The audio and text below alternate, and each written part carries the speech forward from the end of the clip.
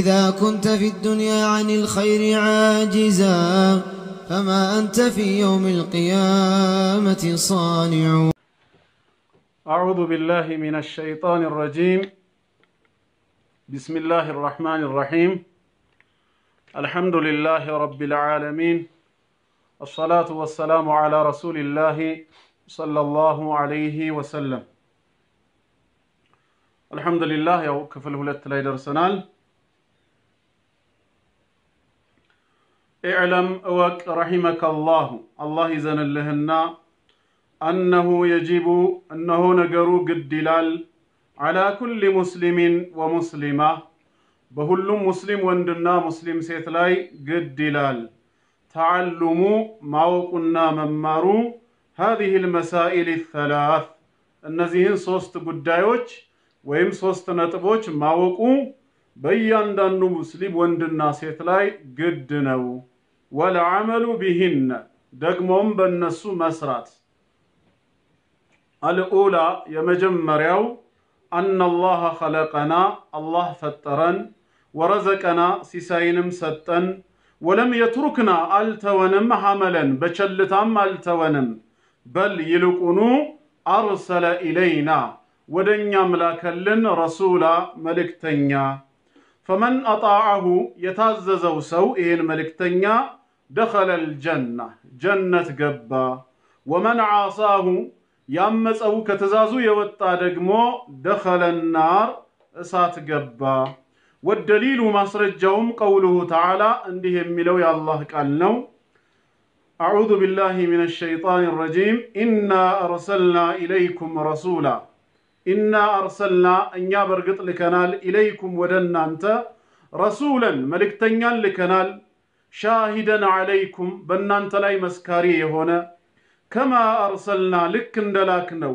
إلى فرعون ود فرعون رسولا ملكتنيا اندلاكنو ودنا أنتم لكنال فعصى أمس أستبابل فرعون الرسول فرعون يتلاكلتن ملكتنيا استبابل فأخذناه إن يام يازنو أخذن وبيلا برتو يهونا ما يازنو إلى الله. الثانية هلتنيا أن الله لا يرضى الله أيودم أن يشرك معه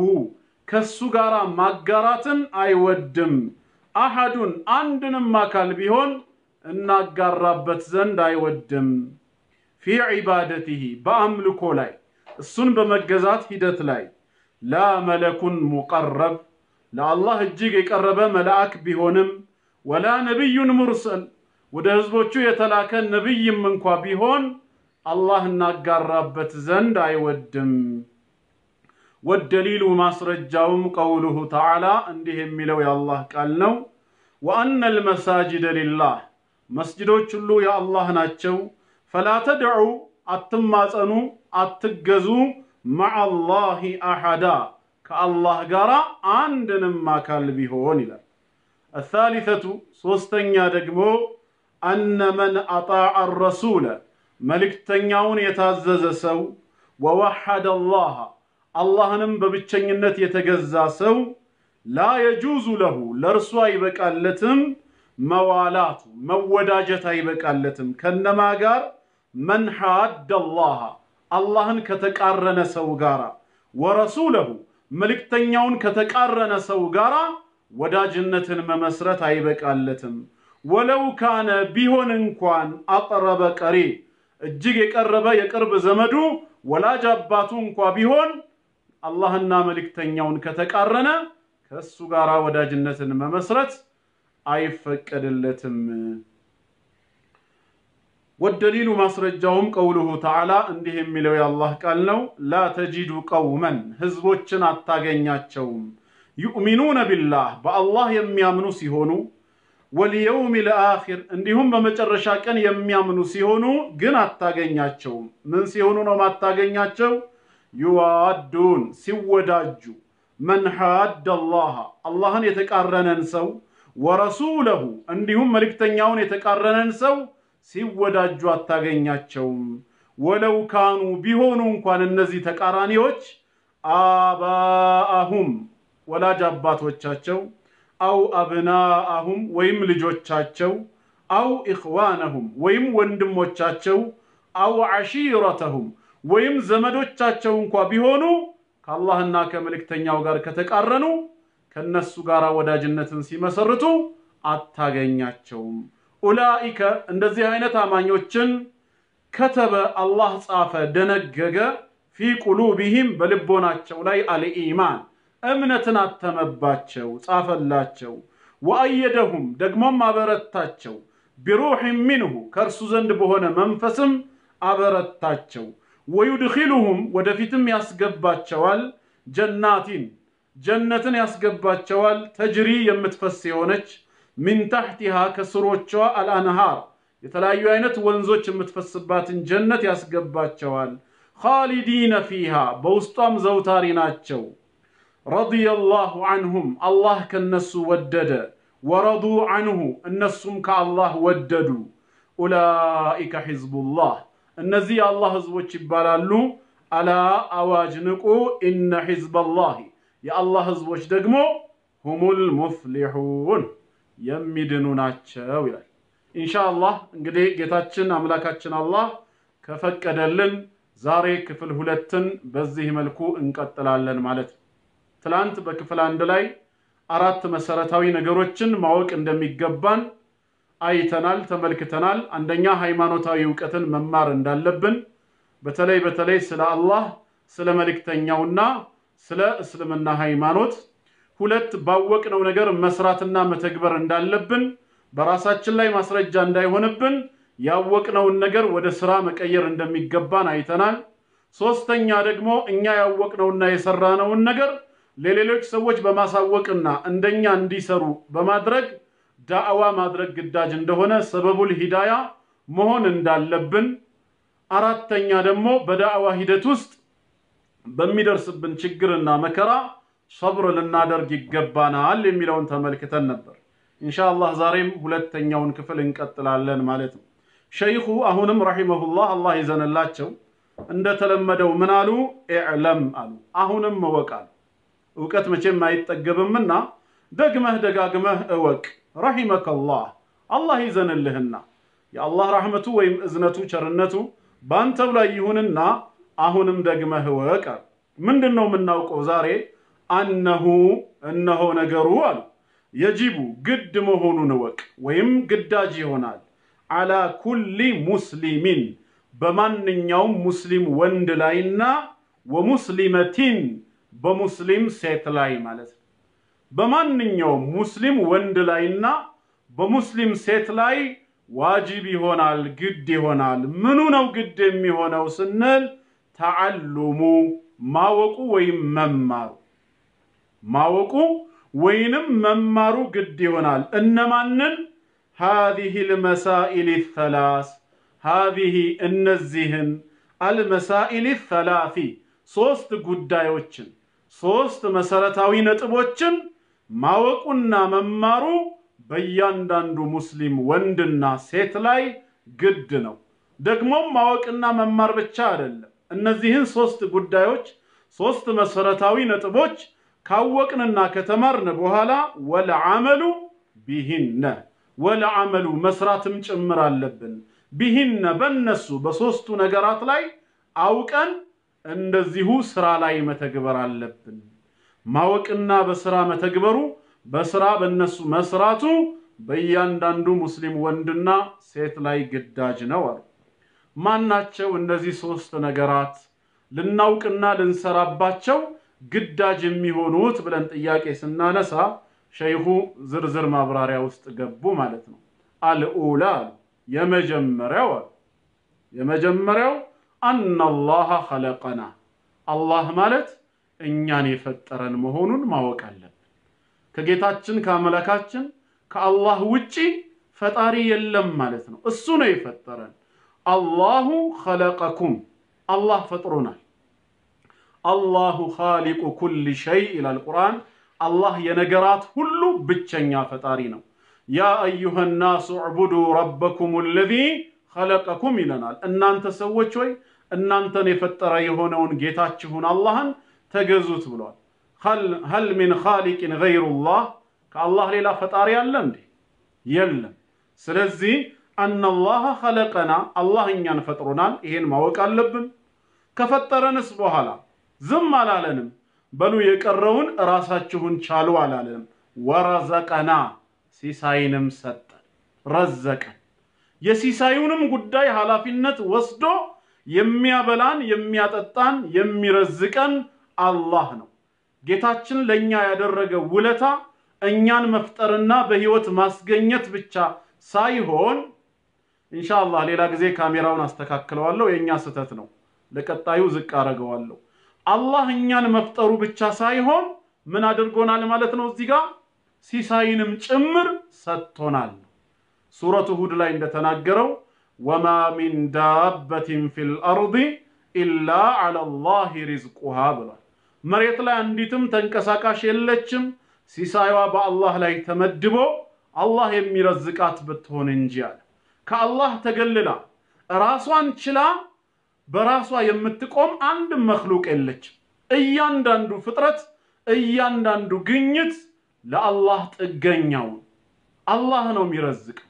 ስለዚህ ወረዘቀና ሲሳይን እሱ ነው የሰጠን ዛሬ የምንጠጣውን ውሃ ከላይ በዝናብ አማካይነት አላህ ነው ያወረደልን አፈራአይቱሙል ማአ الذي ተሽረቡን ያ የምትጠጡትን ውሃ አያችሁ እንዴ ይላል አላህ ከየት እንደመጣ አስተውላችኋል አንቱም አንዘልቱሙሁ ሚነል ሙዝን እናንተ ናችሁ ካረገዙ ዳመናዎች ላይ በዝናብ አማካይነት ያወረዳችሁት አም ነህኑል ሙንዚሉን ወይስ እኛ ነን አውራጁ በማለት ጌታ አላህ ራሱ እንደሚያወርድልን ይነግረናል እንደውም ምንድነው ያለው ቀጥለው ለው ነሻ ብንሻ ኖሮ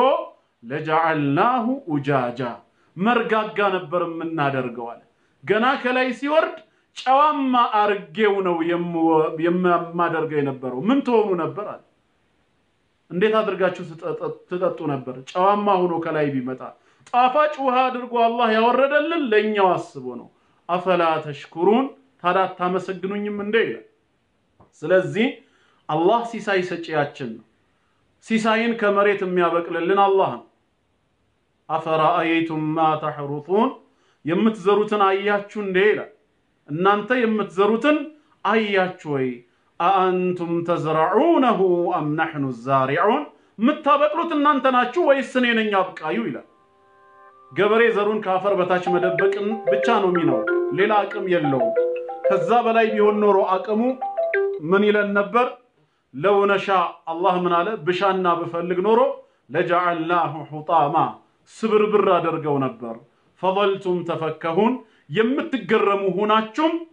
በዋላችሁ ነበር ኢና ለሙግረሙን ገራማ ውስጥ እዳ ውስጥ ገባን በእዳ ተያዥ ሆነን ባላችሁ ነበር በል نحن محرومون ይልቁኑ ይሄን ሲሳይ ከመብላት የተከለከለን ህዝቦች ነን ባላችሁ ነበር እኔ ግን በእዝነቴ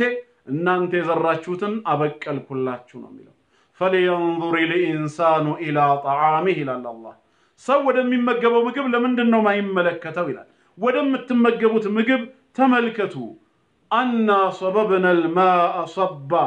እኛ ዝናብን ማንቧባትን አንቧባንለት ይላል ከላይ አላህ ውሃን በዝናብ አማካይነት ማንቧባትን አንቧባሁለት ثم شققنا الارض شقا ከዛም ምድርን መሰንጠቅን ሰነጠቅን ይላል ከላይ ዝናቡን ማውረድ ብቻ ሳይሆን የወረደው ዝናብ በምድር ላይ ሆኖ እንደ ጎርፍ የሰውን ህይወት እንዳያበላሽ እንዳያጥለቀልቀን አላህ ከርሰ ምድር ውስጥ ይከተዋል ምድርን ሰነጠቅኩኝና በውስጥ እንዲቀመጥ አደረኩት ይላል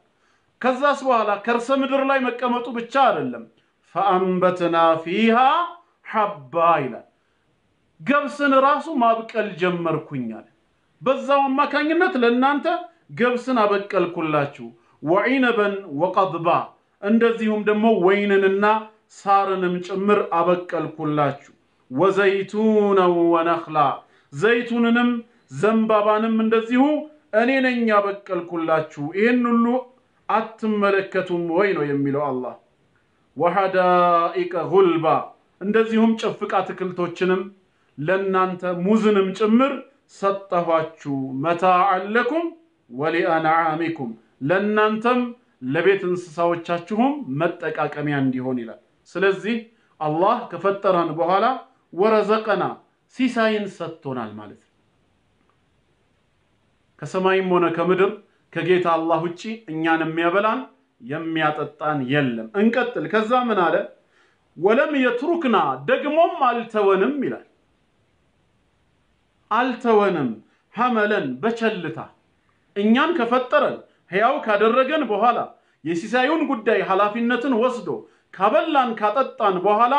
አሁንም ችላ ብሎ አልተወንም ይልቁኑ አለ በል ይልቁኑ ማለት ነው አርሰለ ላከልን ኢለይና ወደኛ ረሱላ መልእክተኛን ላከልን አላህ በየዘመናቱ በየስፍራው ለህዝቦች ምን ያደርግ ነበር መልእክተኛን ይልክ ነበር ወለቀድ በዓትና في كل أمة رسولا እንዳለው በርግጥም በየህዝቡ ሁላ መልእክተኞችን ልክ ያለው እንዳለው አላህ መልእክተኛን ለኛም ላከልን ከራሱ ጋር የሚያስተዋውቀን የሱ ባህሪ ምን እንደሆነ የሚነግረን ጌታችን አላህ የሚወደውንና የሚጠላውን ነገር በዝርዝር የሚያስተምረን በተግባር አርአያና ሞዴል ሆኖ ለኛ የሚነግረንን መልእክተኛ ላከልን ማለት ከዛስ መልእክተኛም ከላከልን በኋላ فمن اطاعه يتعززው ሰው ይሄን መልእክተኛ ማለት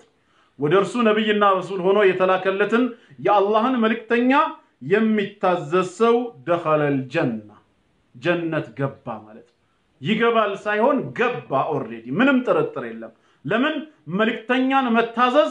ላኪውን አላህን እንደመታዘዝ ነው አላህ በቁርአኑ እንደተናገረው ስለ ረሱል ሰለላሁ ዐለይሂ ወሰለም من يطيع الرسول فقد اطاع الله ብሏል መልእክተኛውን ነብዩ መሐመድ አለይሂ ሰላቱ ወሰላምን የሚታዘዝ የሆነ ሰው በርግጥም አላህን ታዟል እንዳለው ማለት ነው ይሄን መልእክተኛ የሚታዘዝ دخل الجنه ጀነት ገባ ومن عصاه መልእክተኛውን ያመፀ ደግሞ ከትእዛዙ የወጣ ደግሞ دخل النار እሳት ገብቷል ማለት ነው አላህ ይላከልንን መልእክተኛ መታዘዝ ግዳጃችን ነው መዳን የምንፈልግ ከሆነ መልእክተኞችን መታዘዝ አለብን ማለት ነው ወደሊሉ ይላሉ ሸይኹ ሁሉም ነገር በማስረጃ ነውና ሚጸናው ማስረጃውም አሉ ለየትኛው አላህ ወደኛ መልእክተኛ ለመላኩ እንደዚሁም መልእክተኛውን መታዘዛችን እንደሚያድነን መልእክተኛውን ማመጻችን እሳት እንደሚከተን ወደሊል ጠቋሚ ማስረጃው ምንድነው ቀውሉሁ ተዓላ እንዲህ የሚለው የአላህ ቃል ነው ተዓላ ማለት ክብሩ ከፍ ያለ የላቀ ከአምሳያ የጠራ ጌታ ማለት ነው ቀውሉሁ ተዓላ እንዲህ የሚለው የጌታችን ንግግር ነው አላህ በሱረቱል ሙዘሚል ቁጥር 15 እስከ 16 ምን ይላል ኢና ይላል እኛ ይላል በመለኮታዊ ክብሩ ታላቅነቱን የሚገልጸው አንዱና ብቸኛ የሆነው አምላካችን አላህ ራሱን በእኛነት ስለሚያስተዋውቅ ካጠገቡ ሌላ አካል ኑሮ ሳይሆን ብቻውን ያለ ጌታ ነው እኛ አርሰልና ይላል ልከናል አለ ኢለይኩም ወደናንተ አለ እናንተ ሚለው ማንን ነው እኛን ኡመት ሙሐመድ ሰለላሁ ዐለይሂ ወሰለም ነው ወደናንተ ልከናል ምንድነው የላከው አላህ ረሱላን መልእክተኛን ልከናል አለ ነቢያችን ሙሐመድን ሰለላሁ ዐለይሂ ወሰለም እሳቸውን ወደኛ መላኩን ነው የሚነግረን ምክንያቱም በሌላ አየት ላይ እንደተናገረው ወማ አርሰልናከ ኢላ ረህመተን ሊልዓለሚን አንተ ለዓለማት እዝነት አድርጌ ቢሆን እንጂ ዝምብዬ በባዶ አላኩህም እንዳለው እሳቸው የተላኩት ለዓለማት ህዝብ ሁሉ እዝነት ይሆኑ ዘንድ ነው ወማ አርሰልናከ ኢላ ካፈተን ሊናሲ በሺራን ወነዚራ ይላል በሌላ ስፍራ ደግሞ አንተንም ለሰዎች ሁሉ በጠቅላላ በጀነት አብሳሪ በጀሃነም ደግሞ አስጠንቃቂ አድርጌ ቢሆን እንጂ አላኩህም በማለት ጌታ አላህ እሳቸውን ለዓለም ህዝብ ሁሉ ለሰው ሁሉ በጠቅላላ ልኳል ስለዚህ ወደ ኪታባችሁ ስትመለሱ ኢና አርሰልና ኢለይኩም ረሱላ ብሏል ወደናንተ መልእክተኛን በርግጥም ልከናል አለ ጌታ አላህ ነብዩ መሐመድን ሰለላሁ ዐለይሂ ወሰለም ሻሂደን መስካሪ የሆነ ይላል አለይኩም በእናንተ ላይ ደግሞም ይመሰክራል አለ ምንድነው ነብዩ መሐመድ ሰለላሁ ዐለይሂ ወሰለም የሚመሰክሩት አንድ መልእክታቸውን ከአላህ ዘንድ የወረደላቸውን ወህይ በታማኝነት በአግባቡ እንዳደረሱ ይመሰክራሉ ሁለት ለተከታዮቻቸው እሺ ብሎ የታዘዛቸውና ያመነባቸውን እከሌ ታዞኛል ተከታዬ ሆኗል እንቢ ብሎ ያመፀውን ደግሞ እከሌ እንቢ ብሏል አምጿል በማለት ነገ በጌታ አላህ ዘንድም ይመሰክራሉ ለአማኞች ሲመሰክሩላቸው ለአመፀኞች ደግሞ ይመሰክሩባቸዋል ማለት ነው ሻሂደን አለይኩም በእናንተ ላይ መስካሪ የሆነ መልእክተኛ ልከናል كما أرسلنا لك اندلاكنا الكاف للتشبيه كما أرسلنا لك كذب في اندلاكنا وديت إلى فرعون ود فرعون زند لعنة الله عليه ودسو اندلاكنا مانن رسولا ملك تنيان اندلاكنا ما نبر ود فرعون يتلاكو بواننينت موسى عليه السلام ያው ከሱ ጎን ሆኖ ሌላው ሲያግዘው የነበረው የአላህ ነብይና ረሱል ሃሩን አለይሂ ሰላም ነው ልክ ሙሳን ከዚህ በፊት ወደ ፊርዓውን እንደላክነው ወደ እናንተም መልእክተኛን ልከናል ታዲያ የፊርዓውን ምላሽ ምን ነበር በወቅቱ ሲላክለት ፈዓሳ ይላል አመፀ አስተባበለ ፊርዓውን الرسول ፊርዓውን የተላከለትን መልእክተኛ ሙሳ አለይሂ ሰላምን ከመቀበል ኮራ እንደውም እኔ ነኝ ጌታ ከኔ ሌላ አምላክ ጌታ የለም ብሎ አስተባበለ በውጤቱ ምን ሆነ የተላከለትን መልእክተኛ በማስተባበሉ ሙሳን አለይሂ ሰላም ባለመቀበሉ ምክንያት فاخذناه الى الله ያዝነው አለ በቅጣት ማለት ነው فاخذناه ያዝነው اخذن መያዝን ምን አይነት መያዝ ሲባል ደግሞ ወቢላ እጅግ ብርቱ የሆነ አያያዝን ተመልሶ ማምለጥ የማይችልበትን ብርቱ የሆነ የቅጣት አያያዝን ያዝነው በቀይ ባህር ላይ አላህ ምን አደረገው ፊርዓውንን ከነ ሰራዊቱ አሰመጠው ሙሳ አለይሂ ሰላምና ተከታዮቹን ባህሩን 12 መንገድ አድርጎ ከፍሎ በሰላም አሻገራቸው ፊርዓውንና ሰራዊቱ ደርሰው እነሱም ለመሻገር ሲገቡ አላህ ባህሩን ወደ ነበረበት ስፍራ እንዲመለስ አዘዘው ፊርዓውንና ሰራዊቱ ሰምጠው ቀሩ ማለት ነው ስለዚህ ፊርዓውን መልእክተኛውን በማመፁ ምክንያት እንዲህ አይነት ብርቱ መያዝን ያዝነው አለ ዛሬም እኛ ነብዩ መሐመድን ሰለላሁ ዐለይሂ ወሰለም የምናምጽ ከሆነ ከተዛዛቸው የምንወጣ ከሆነ ጌታችን ከፈለገ በዱንያ ካልሆነም በቀብር ያም ካልሆነ በአኺራ ብርቱ አያያዝን ሊይዘን ይችላል ከአላህ ቅጣት ከአላህ ቁጣ ማንንም ሊያድነን ሊከላከልልን አይችልም ስለዚህ ያለን ብቸኛ አማራጭ መዳንን የምንፈልግ ከሆነ መልእክተኛውን መታዘዝ ነው ይሄ ነው ዋና ማስረጃ አንዱ ልናውቀው የሚገባው ነገር ይሄ ነው አሉ ከሶስቱ አላህ እኛን እንደፈጠረን ሲሳይንም እንደዚሁ ደግሞ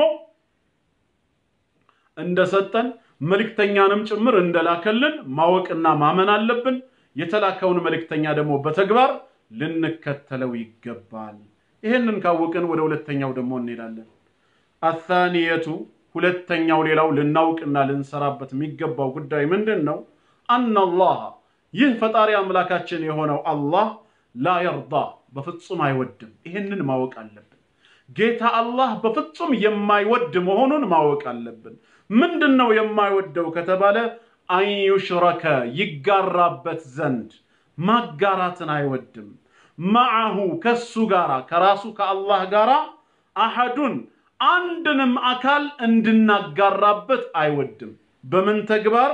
في عبادته በአምልኮ ላይ አላህን በመገዛት ሂደት ላይ ከአላህ ጋራ ሌላን አካል ማጋራትን አላህ አይወድም አላህንም እየተገዛን አብረን የምንገዛው ከመላእክት ወይ ከነቢያት ወይም ደግሞ ከሌላ አካል በፍጹም ሊኖር አይፈልግም አላህ ሲፈጥረን ብቻውን እንደፈጠረን ማንንም ሳያግዘው ማንንም ሳያማክረው ብቻውን እንደፈጠረን የሲሳዩን ጉዳይ ብቻውን ኃላፊነት ወስዶ ያለማንም እገዛ እንደሚያበላን እንደሚያጠጣን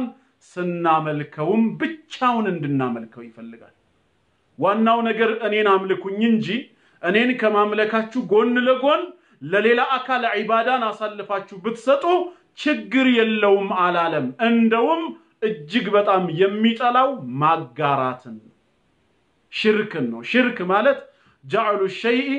ማን ነው جعل شريك لله تعالى فيما هو من خالص حقه يا الله ግላዊ መብቱና ንብረቱ በሆነ ነገር ላይ ተጋሪን ማበጀት ማለት ነው ዒባዳ ያ አላህ ምንድነው ግላዊ መብቱ ነው እሱም ብቻ ልናመልከው ነው የሚገባው ለምንድነው የምናጋራበት እምንሰግደው ለአላህ ብቻ ከሆነ ለፍጡር መስገድ የለብንም በሩቁ እንደዚሁ ችግራችንን በማየት ያስወግድልናል ብለን ምናምነው አላህን ከሆነ በሩቁ ምንማጸነው አላህን ብቻ ነው መخلوቅን ምንማጸንበት ምንም ምክንያት የለም ያሰብነው ይሳካል ብለን ተስፋ የምናደርገው አላህ ላይ ብቻ ከሆነ ተወኩሉን አሳልፈን ፍጡር ላይ መመካት የለብንም አላህ አይወድም ከሱ ጋራ ማጋራትን في عبادته በአምልኮ ላይ ማለት لا ملك مقرب ለአላህ የቀረበ መልአክ እንኳን ቢሆን አለ እሱንም ቢሆን ጅብሪል አለይሂ ሰላም ማለት ነው እንደ ሚካኤል አለይሂ ሰላም እንደ መለኩል አይነቱ እንኳን ቢሆን እናጋራበት ዘንድ አይፈልግም ወላ ነብዩን ሙርሰል የተላከ ሙርሰል የሆነ ነብይም ቢሆን አላህ ዒባዳ ላይ አምልኮ ላይ እናጋራበት ዘንድ በፍጹም አይወድም ብቻዬን ተገዙኝ ብቻዬን አምልኩኝ ነው የሚለው መላእክትን መጨመር ነቢያትና ሩሱሎችን መልእክተኞችን መጨመር ወይ ከጂኒ ከአጋንንት ወገን ወይ ከእንስሳት ወይ ግዑዛን ፍጥረታት ወይ ከመቃብር ዓለም ያሉ ሙታንን በፍጹም በዒባዳ ላይ አላህ እንድናጋራበት አይወድም ይሄንን ማወቅ አለብን ስራም ላይ ማዋል አለብን ስራ ላይ እንዴት ነው የምናውለው አላህን ብቻ በመገዛት እሱን ብቻ በማምለክ ነው ማለት ነው ወደሊሉ አሉ ለዚህ ደግሞ ማስረጃው አላህ ከሱ ጋራ ሌላን አካል መማፀን እንደሌለብን እንደማይወድ ማስረጃው ቀውሉሁ ተዓላ እንዲህ የሚለው የጌታ አላህ ቃል ነው ወአነ المساجد لله መስጂዶች በተቀላላ የአላህ ብቻ ናቸው ይላል የአላህ ብቻ ናቸው ስለሆነም فلا تدعوا ይላል አትማፀኑ አትገዙ ማለት ነው ሁለቱንም አይነት ዱዓኡ ለመስአላም ይሁን ዱዓኡ ለዒባዳ እጃችሁን አንስታችሁ ከአላህ ውጪ ከሌ ድረስልን ብላችሁ አትማፀኑ ወይም ዒባዳን አምልኮን ከአላህ ውጪ ለማንም አታቀርቡ ማለት ነው فلا تدعوا አትማፀኑም አትገዙም ይያለ ነው مع الله ከአላህ ጋራ አሐዳ አንድንም አካላል አንድንም መስጂዶች የአላህ ቤት እስከሆኑ ድረስ በአላህ ቤት ውስጥ ሆነን የምንማፀነው አላህን ነው አምልኮን የምናቀርበው ለአላህ ነው በአላህ ቤት ውስጥ ገብተን ከአላህ ውጪ ፍጡርን መማፀን ከአላህ ውጪ ላለ አካል አምልኮ ማቅረብ በአላህ ላይ ምንድነው ማጋራት ነው አላህ ደግሞ ማጋራትን በፍጹም አይወድም ነው አይምርምም ደግሞ ኢነላህ ላ የግፊሩ አን ዩሽረከ ቢሂ አላህ በሱ ማጋራትን በፍጹም አይምርም ነው ያለው ተውበት ሳያደርግ ለሞተ ማለት ነው ከነሽርኩ ተውበት ሳያደርግ የሞተን ባሪያውን አላህ በፍጹም አይምረው ስለዚህ በጌታችን ላይ በምንም አይነት መልኩ ልናጋራበት አይገባም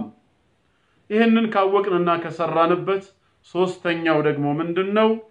አነ መን አጣዐ الرسول አነ መን አጣዐ መን ሲባል ሰው ለማለት ነው አነ መን አጣዐ የታዘዘ ሰው الرسول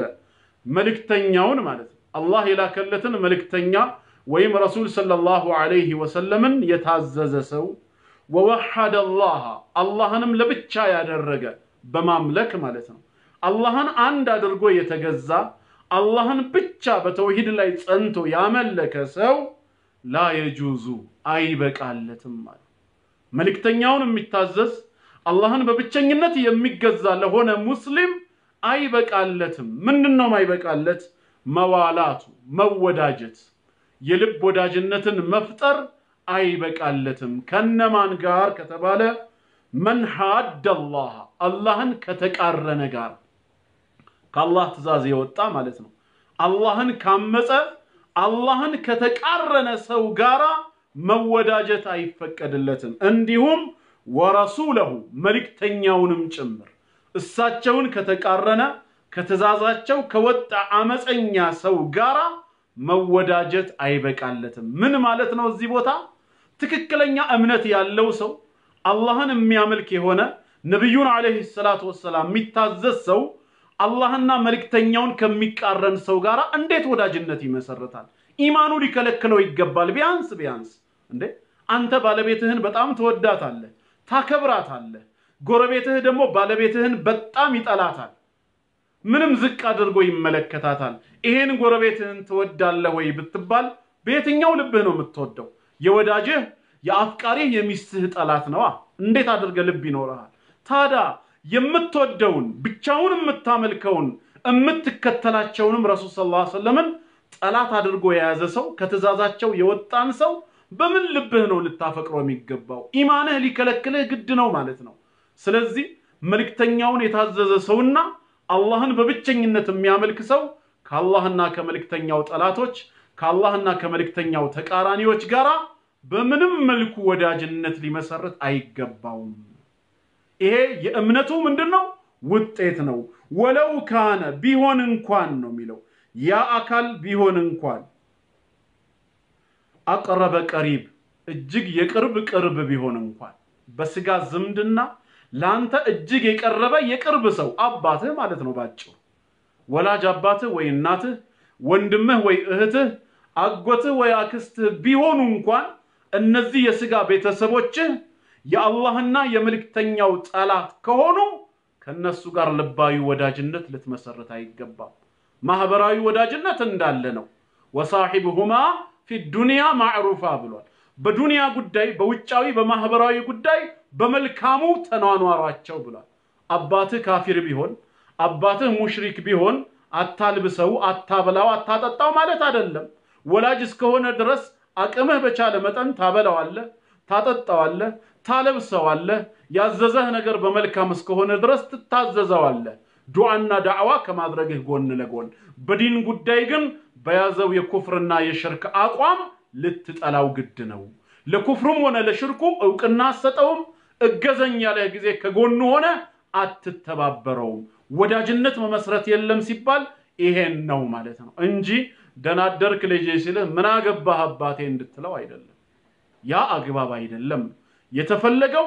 ኩፍርና ሽርክን አምረረን እንድንጠላ ነው ከነ ተከታዮቹ ማለት ነው። እኛንም አላህ ነገ እንዳይፈትነን እጅግ መጥላት መቻል አለብን። ረሱል ሰለላሁ ዐለይሂ ወሰለም ሶስት ነገሮች በልቡ የተገኙበት ሰው የኢማንን ጥፍጥና አግኝቷል ብለዋል። ከነዛ ከሶስቱ አንዱ ምንድነው? አን يكره ان يعود في الكفر بعد اذ انقذه الله منه كما يكره ان يقذف في النار። ሰውየው እሳት ላይ የሚቀጣጠል እሳት ላይ መወርወርን የሚጠየፈውንና የሚጠላውን ያህል ኩፍር ህይወት ውስጥ መግባትን መጥላት መቻል አለበት። ኩፍርን ይሄን ያህል አምረረን የምንጠላ ከሆነ ኢማን ውስጣችን አለ ማለት ነው። ስለ ኩፍር ግድ ከሌለን ግን ያው ነው አመነም ካደ የምንል ከሆነ አስመሳዮች ነን ማለት ነው። ኩፍርን ስንጠላ ልክ ሙሉ ሰውነታችን እሳት ላይ ይወርወር ሲባል እንቢ የምንለውን የምንጸየፈውን ያህል መሆን አለበት። ካፊርና ሙሽሪክንም በዲን ጉዳይ ላይ ይሄንኑ ማድረግ መቻል አለብን ማለት ነው። ስለዚህ የአላህና የመልእክተኛው ተቃራኒ ጠላት ከሆነ ሰው ጋር ልባዊ ወዳጅነትን መመስረት አይፈቀድም የቅርብ ዘመዱ ቢሆን እንኳን። ለዚህ ማስረጃውም ወደሊሉ አሉ ማስረጃው ቀውሉሁ ተዓላ እንዲህ የሚለው የአላህ ቃል ነው። ጌታችን ምን አለ? ላ ተጂዱ አለ አታገኝም አለ ቀውመን ህዝቦችን አታገኛቸው። ምን አይነት ህዝቦች? يؤمنون بالله بالله የሚያምኑ واليوم الآخر እንዲሁም በመጨረሻው ቀን ከሞት በኋላ ዳግም መቀስቀስ አላህ ፊት መቆምና ሒሳብ ጀነት ጀሃነም መኖሩን የሚያምኑ የሆኑ ህዝቦችን አታገኛቸው። በምን ተግባር ላይ ነው የማናገኛቸው? ይዋዱን ሲወዳጁ አለ የልብ ወዳጅነትን ሲመሰርቱ አታገኛቸውም። ከነማን ጋራ? من حاد الله አላህን ጠላት ካደረገ ጋር አላህን ከተቃረነ ጋር ወረሱለሁ እንዲሁም መልእክተኛውን ከተቃረነ ከተዛዛቸው ከወጣ ሰው ጋር እነዚህ በአላህና በመጨረሻ ቀን የሚያምኑ ህዝቦች ከነሱ ጋር ሲወዳጁ አታገኛቸውም። ኢማናቸው ውስጣቸው ያለው እምነት ከእንደዚህ አይነት አመፀኞች ጋር ከመወዳጀት ይከለክላቸዋል። አላህ እየመሰከረላቸው ነው ማለት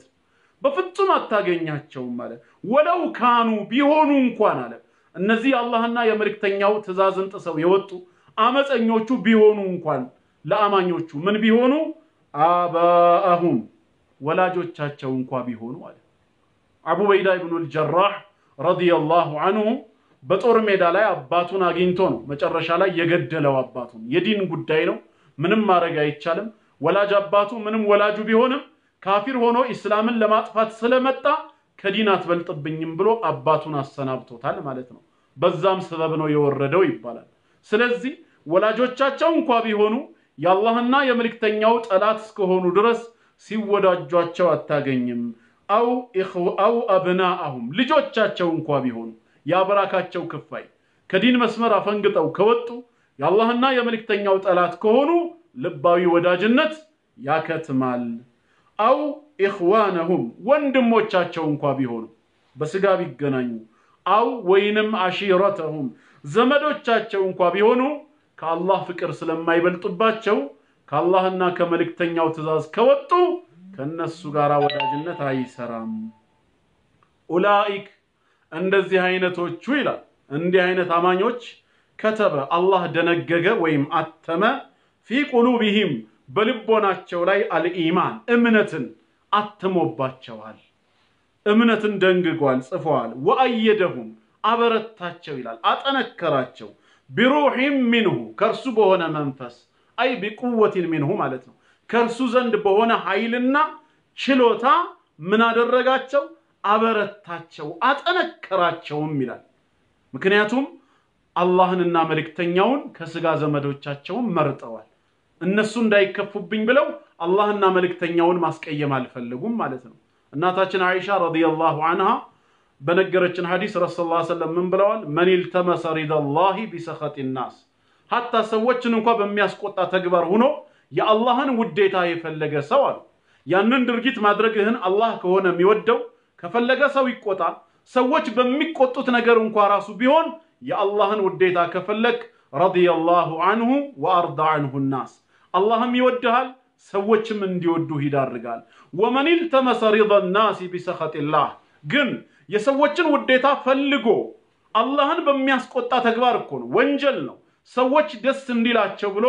ጌታውን ያስቆጣ የሰውን ውዴታ የሚፈልግ ሰው ሰኺጠ አላሁ ዐለይሂ አላህ ይቆጣበታል ወአስኸጠ ዐለይሂ الناس ሰዎችም እንዲቆጡበት ይዳርጋል ስለዚህ ሁሌም መቅደም ያለበት የአላህና የመልእክተኛው ፍቅር ነው እንደዚህ አይነት አማኞችን አላህ በልቦናቸው ላይ እምነትን አተመባቸው ከሱ ዘንድ በሆነ ኃይልም አበረታቸው ወይድخلهم ነገ ደግሞ ያስገባቸዋል ጀናት አትክልታማ ስፍራ የሆኑ ገነቶችን ጀና የሚለው የአረበኛ ቃል ቀጥታ ትርጓሜው አትክልታማ ስፍራ ማለት ነው ጀነት አትክልታማ ስፍራ ስለሆነች ነው ጀና ተብላ የተሰየመችው እነዚህን ባሮቹን ነገ ጀነት ያስገባቸዋል ተጅሪ የምትፈስ የሆነች من تحتها ከስሮቿ الانهار የተለያዩ አይነት ወንዞች የሚፈስባት የማር ወንዝ አለ የወተት ወንዝ አለ የውሃ ወንዝ አለ የኸምር ወንዝ አለ እነዚህ አራቱ ማር ወተት ውሃ ኸምር የሚለው ዱንያ ጋር ካለው በስምን የተገናኙት ሰው በሚገባው በሚረዳው አጠገቡ ባለ ነገር ለማስረዳት ማለት ነው ነገር ግን እዚህ ያለው ማር ጀነት ካለው ማር ጋር አይገናኝም ሱረቱ ሙሐመድ ላይ እንደተብራራው የዱንያውን ማር ሰው ነው የሚያጠራው የአኺራው ግን በራሱ አሰሊን ሙሰፋ የጀነቱ ማለት ነው የበራሱ ምን የሆነ ነው የጠራ የተነጠረ ነው ማለት ነው እዚህ ያለው ውሃ አንድ ስፍራ ላይ ከቆየ ከመቆየቱ ብዛት የተነሳ ምን ይሆናል ይሸታል ይገማል የዛኛው የጀነቱ ግን ሚን ማኢን ገይሪ አሲን ብሎታል የማይሸት ጣዕሙ የማይቀየር ነው እዚህ ያለው ወተት የሚባለው ከመቆየቱ ብዛት የተነሳ ምን ይሆናል ይረጋል ይበጣጠሳል ያኛው ግን ሚን ለበኒን ለም يتغير طعمه ጥፍጥናው ፈጽሞ የማይቀየር የወተት ወንዝ ነው እዚህ ያለው የዱንያው ኸምር ጭንቅላት ውስጥ ከገባ በኋላ ሲጠጣ ያሰክራል ራስንም ስቶ መንገል ላይ ትቦስን እንድንዳርግ ይዳርገናል ሽታው አስቀያሚ ነው ያኛው ግን የጀነቱ من خمر لذة للشاربين ለጠጪዎቹ ጣፋጭ የተደረገ እንደዚሁም ደግሞ ራስ ምታትም ሆነ ስካርን የማያስከትል ነው ማለት ነው እንዲህ አይነቷን ወራጅ ወንዞች ያሉባትን ጀነት አላህ ያስገባቸዋል ደግሞም ሲገቡ ለተወሰነ ጊዜ ኮንትራት ሳይሆን ኻሊዲነ ዘውታሪ ናቸው فيها በሷ በውስጧ ዘውታሪዎች ናቸው ሁሌም ይኖራሉ ማለት ነው አላህ ከነሱ ያደርጋል ረዲየላሁ አላህ ወዷልና عنهم ከነሱ እምነታቸውንና መልካም ስራቸውን ማለት ነው አላህ ከነሱ እምነታቸውን መልካም ስራቸውን ወደደ ወረዱ እነሱም ወደዱ عنه ከሱ ከአላህ ምኑን እዝነቱና ስጦታውን እነሱም የአላህን ቸርነት ስጦታውን ወደዱ ኡላኢክ እንደዚህ አይነቶቹ ይላል እነዚህ ምን ይባላሉ ሒዝቡላህ የአላህ ህዝቦች ይባላሉ በእምነትና በመልካም ሥራ የጌታቸውን መንገድ የመረጡ የአላህ ህዝቦች ይባላሉ አላ ይላል حرف ተንቢህ ነው የማንቂያ ፊደል ነው አዋጅ ማለት ነው ንቁ ኢነ ሒዝበላህ የአላህ ህዝቦች እኮ ሁሙል ሙፍሊሁን እነሱ አልሙፍሊሁን የሚድኑ ናቸው ፍላጎታቸውን ያገኙ ይባላሉ ስለዚህ እነዚህን ሶስት ነገሮች ልናውቅ ልንሰራበት ይገባል አንደኛ ፈጣሪ አምላካችን አላህ እሱ ነው የፈጠረን ከሱ ውጭ ፈጣሪ የለንም ሲሳያችንን ችሎ የሚያበላን የሚያጠጣን እሱ ነው ከሱ ውጭ መጋቢ የለንም አላህ ፈጥሮን አብልቶንም ዝም አላለንም በቸልታ